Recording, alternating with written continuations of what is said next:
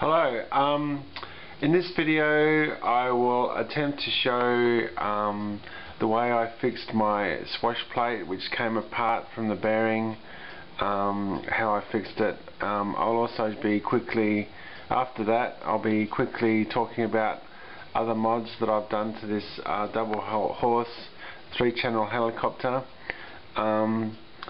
And I've got a few little representations of things that you'll have to forgive me if it's a bit simple, but I'm just trying to get my point across.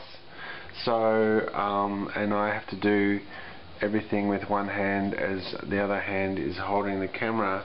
But this is my current flying machine, a 3-channel. I think it's a 9104 double horse helicopter. I'll talk about the mods. There's only a few mods at the end, but I've put a bigger battery on there, and I don't usually fly with the cover on because it lands on grass anyway. I'm lucky enough to have it land on grass. Sometimes it goes belly up. I suppose the thing I like most about double horse helicopters, for me at least, they seem very well, they're repairable. Maybe I like just doing things with my hands, I don't know, but for everything that breaks, which is quite a few things, I'm able to seem to be lucky so far to fix things. So I'll just give a bit of an overview of my machine. As you can see, the feet, there's usually a bar that goes across here for the landing gear. That's been removed for a weight thing. Anyway, I'll talk more. I want to start off talking about my swash plate, and you'll have to forgive me if these representations are a little childish, but if you can imagine the bearing and swash plate are represented by this red cap and green cap, then what happened during flight, if this is the shaft, what happened during the flight was they just separated, and of course when the swash plate is moving, you see the one on the bottom is moving backwards and forwards, it can't transfer the movement because they're separated and you don't have any direction control. So what I've done is, there's a method to fix the swash plate by gluing it, and I didn't try that. Usually I look on the net and work out how to do a problem how to solve a problem by the net. I just fiddled around this time and it seems to work very well. I'm going to just change camera modes so I can zoom in.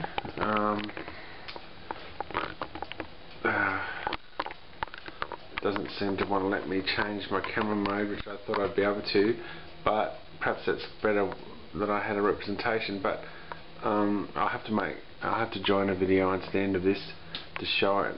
So just let me pause this and I'll be right back. Okay, I went into macro mode, and this was the bit that was coming apart, and that bit, and there's a little red ring, you can barely see it, above my shim that I've put in. That's part of my fix. So I'll just stop it again, but very quickly again those two came apart and I'll put a shim and a red ring. Pretty easy, but I'll make another third one, so just hold a sec. Okay, it's annoying to having to keep changing camera modes. So this is a representation of my swash plate and bearing which came apart. Now my solution, and this is of course not to scale, this is just using things I found around the place. This is my gigantic shim, which of course, as you see on the helicopter, is nothing like that. And this is the red ring that I was talking about. So, and this is the top where the blades go on here like that. So we're here with the blades and the shim and all that. So, what can I say? The phone's ringing. Just hold it. Oh, I have to hold it. I have to hold it. Okay, back. Right. Well, I was just getting to the boring part of telling you that a shim obviously serves one purpose, and that is it stops the bearing coming up, because it can't, there's no room for it to come up anymore, so it just is a space a space user, and it just bearing can't come up. I fiddled around a lot to get this design, and here's a very close representation of a shim that I used. As you can see, it's got the hole for the shaft, and this is the reason I chose this thing to represent this shim, is because it's got the curved bottom, and that's important because when the swash plate moves, by having a curved bottom, there's no restriction, there's not as much restriction as if it was flat. So you can imagine curved like a ball and flat, it can't move. So with this shim, I got a file, and I rounded it, curved it. Now this is meant to represent a rubber ring. It's supposed to have a hole in it, but the little rubber ring which sits above the shim, like that, I just used a little bit of rubber tubing just to give a bit of play. So I'll put the camera in close-up mode to give you one final look, and I hope it's sort of some idea of what I did, but it seems to work. So I'll just go to, okay, I'm just going to macro mode, and if you can remember back to the representation, this normally that's just a gap like there, so that's just a gap, and that's my shim with a rubber ring and the patented curve bottom that goes around there so it can move. Now I thought I'd just fire it up, actually not in this house, but just fire up the servo and show you that it actually does work, not too bad. So being a 3-channel helicopter, I don't have to worry about binding as much, in the sense that it's pretty simple stuff. So I'm checking my throttles down, and I'm just hitting the remote, and I'm going to move the servo up and down. That's what you get for 3 channels. You can see because it's curved, it's actually moving, and the rubber ring at the top, the red rubber ring, just gives it a bit of extra play. Now in flight I haven't had any problems with direction or anything like that, so let me just turn it off. I got that servo from another helicopter that was scrap. It's been a very good one, and it replaced one that burnt out the other day. Okay, very quickly, I'll move just to talk about the other mods I've done from what I've seen on YouTube. That's one, it's on both sides, that it replaces so it gives more movement forwards and backwards.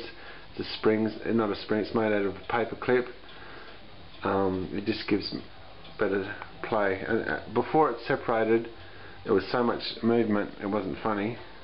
As I said, I've removed this for weight reduction. This is that rubber stuff, the non-slip stuff. I kept finding my battery was popping out after landing, but it hasn't had any problems now. This battery is an 1800 milliamp hour battery. It's about the same weight as the original that came with the helicopter, which is a 1300. I did have problems.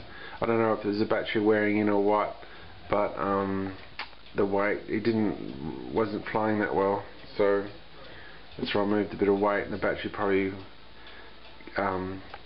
cycled in a bit better. That makes sense, wore in, or whatever you say. As you can see, my professional wiring, it's a bit scary, I guess. These boards are, I can't rate them highly enough.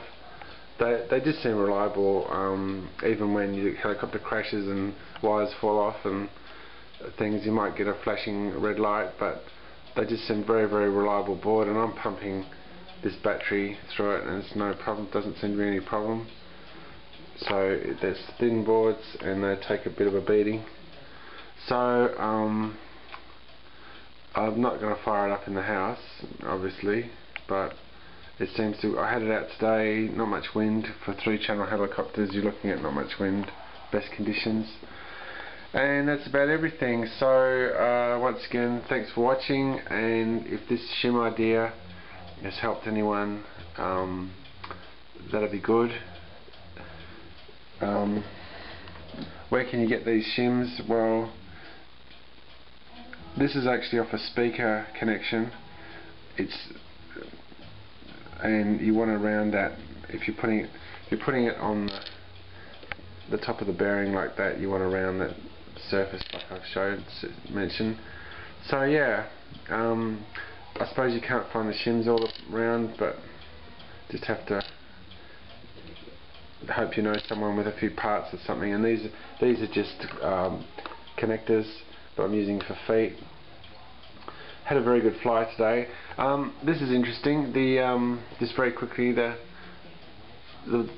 it feels a bit stiff. You don't want to obviously make that too stiff. You can tighten or loosen the plane this by that screw there. As you can see, it's got a bit of play. It seemed to fly very well today anyway. Anyway, thanks for your time.